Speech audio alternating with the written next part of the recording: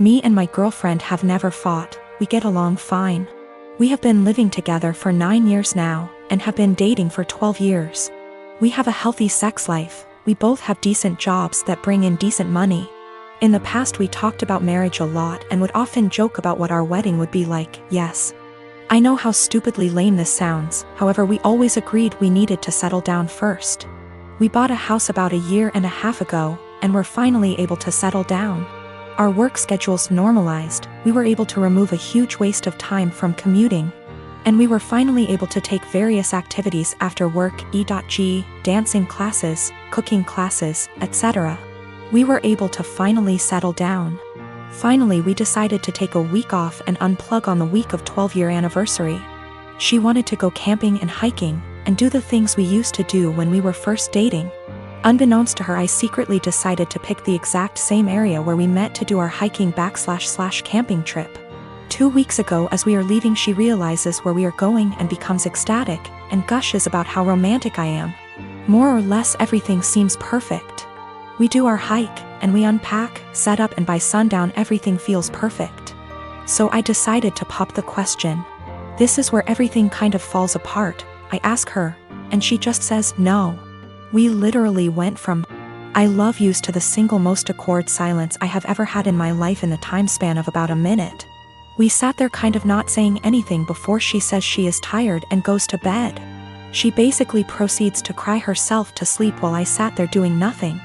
I basically didn't sleep, and the next morning, she says she wants to go home. So we pack up and have a really awkward 3-hour hike back to our car. There were a few times where things kind of felt normal and we were joking around like we used to be for a bit. On the way back home, we are talking and chatting normally, but it just feels awkward. At one point we stopped for coffee, and asked if she wanted to talk about what happened, and all I got was a curt no. This is followed by another extremely long silence for the rest of the drive home. We finally get home and I unpack everything while she goes off to bed. She is going to bed. Cue more crying. I tried really hard to talk to her, but she pretty much told me that she just needs time to be alone and think. The next day she tells me she is going to take some time and see her family, which is literally on the other side of the country. It has been about 2 weeks since I dropped her off at the airport. She sent me a few messages to tell me she is fine, and that she needs some more time to think. Her best friend has been asking me every other day about what is going on with her, since she hasn't really been responding at all. I know she is okay, though, due to her posting some pictures of her and her family on Instagram. But it just feels really weird. I am an absolute giant mess. I just don't quite understand what is going on. None of my friends have really offered me anything of value. I just feel if I didn't ask the question everything would be absolutely fine, and I don't really understand what is going on. I keep wanting to grab her laptop to try and figure out anything. I am not close to her parents at all, but I trust her and want to respect her space, but I don't know when she is coming back. I even sent her a message this morning, and I know she saw the message and received it, but hasn't replied. Also, her work has called me this morning asking about where she is. Apparently she had taken an extra week off last week, but she was supposed to be in yesterday. Now everything feels like it is falling apart and I have no idea what to do. The reason why it took so long for us to get married is we both agreed we wouldn't move to the next step until we finished the following. We both finished school. For her that wasn't until 2 years ago. We both had stable jobs. We had a place where we could agree would be good enough to take stuff to the next step. We both had decent working hours. For a long time she was doing her residency and we more or less worked opposite shifts. We did talk about marriage and kids, and both agreed it would be part of the next step after we got settled. My best friend and I are quarantining at our apartment together. She's trans and has had trouble growing her hair out, so she wears wigs. She has some really cute ones in other colors that she wears for fun and stuff. But she has a standard everyday wig she wears most of the time. Lola never got the traditional girly childhood, so we've been making one for her in quarantine. We built a fort in the living room, have been making friendship bracelets, playing summer camp style games. It's a lot of fun. Last week, Lola mentioned to me that she wanted to start a quarantine diary so that she could document her experiences for future generations. I actually thought it was really cool, and then we got on the topic of journaling and I told her about my first diary. One of those flimsy locked diaries that every girl had as a kid. We bought matching ones as part of our Give Lola Her Childhood Back crusade. They took a little while coming in, but we got them on Friday. Saturday night, some of our friends from college decided to do an impromptu girls' night in. Lola was in the shower, so I answered the Zoom without her. Lola is not out to anybody at our college, and I respect that. This is her fresh start, and she has a right to decide when she wants to come out to these people, if at all. I know I wouldn't 100% trust some of the people at our school with something as personal as this. We were talking about what we've been doing in quarantine, and I mentioned that we had gotten the diaries. I said it was for the nostalgia, and they wanted to see the diaries. We left the box in Lola's room, so I went in to show them. Lola and I go into each other's rooms all the time. We're basically sisters to one another, and it's just about second nature. When we were younger, we had keys to each other's houses. I didn't think anything of it. I flipped the camera to show the diaries and didn't flip it back. I got distracted by a cute choker on her dresser and forgot that the camera was flipped back / there was anything to hide. They knew Lola has worn wigs out to parties / the club / etc., but her everyday wig was right out in plain view, and one of our nosier friends asked what the new wig was. I completely blue-screened, and someone else realized that it was Lola's hair. I genuinely had nothing to say. They were asking why Lola wore a wig, and I had no explanation. I didn't want to out her. Someone else came to the conclusion that Lola must have cancer or alopecia or some other horrible thing that causes hair loss. They've decided that she was just too embarrassed to say, and they all started going on about poor Lola, etc. I just didn't know what to say, and I said it wasn't my place to confirm / deny. I hung up and immediately told Lola. I apologized profusely, and I know how badly I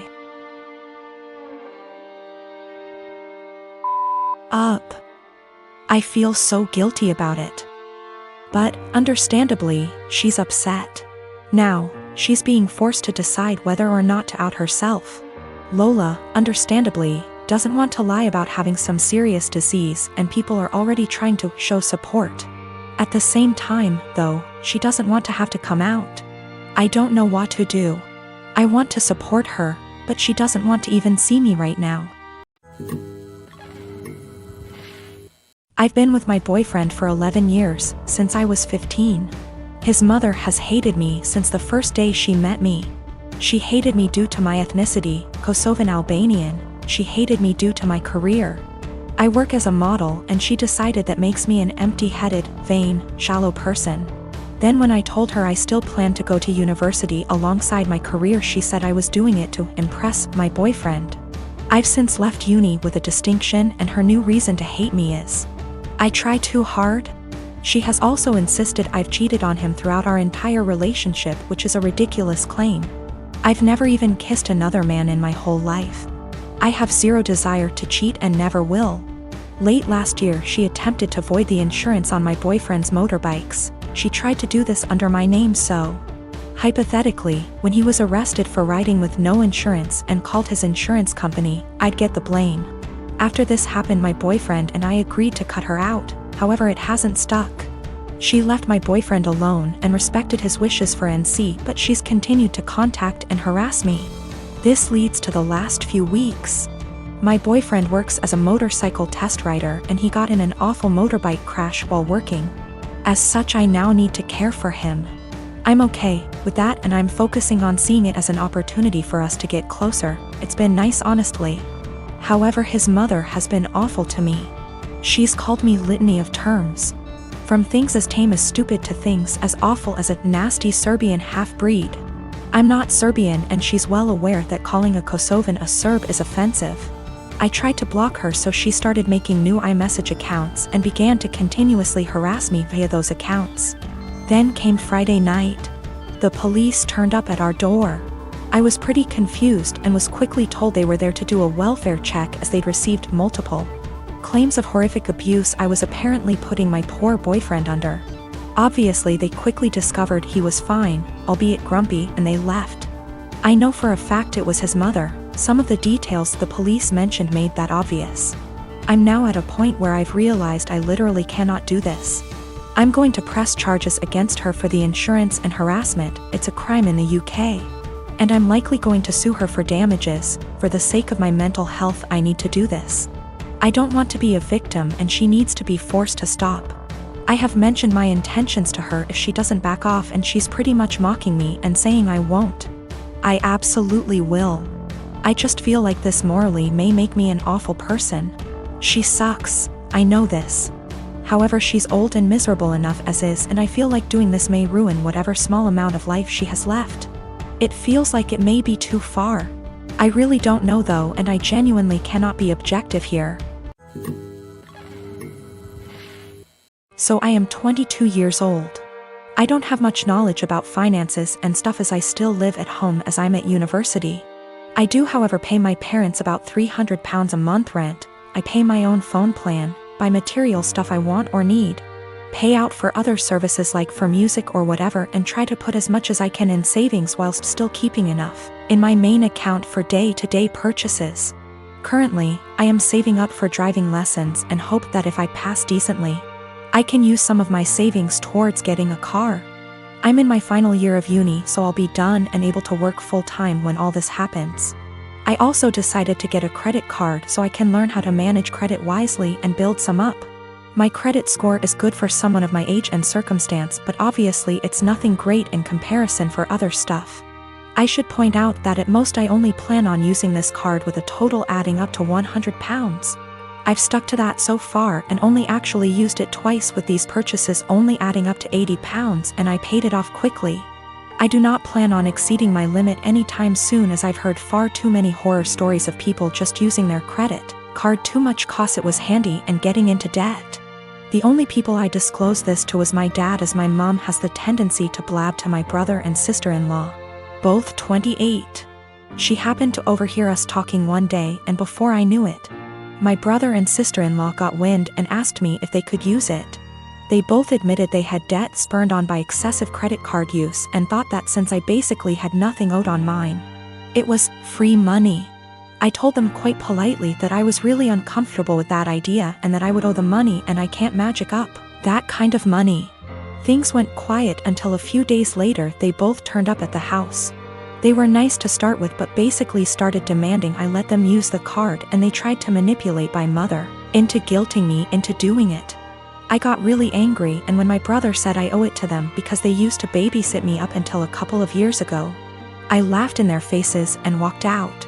When I came home, I learned they tried to manipulate my dad and he kicked them both out. My mother then tried and he told her to go too, and she is currently staying with my brother and Sil. The only person on my side is my dad, who tells me they're all trying to take me for a ride and they're trying to manipulate me cause I'm young and they think I'm vulnerable.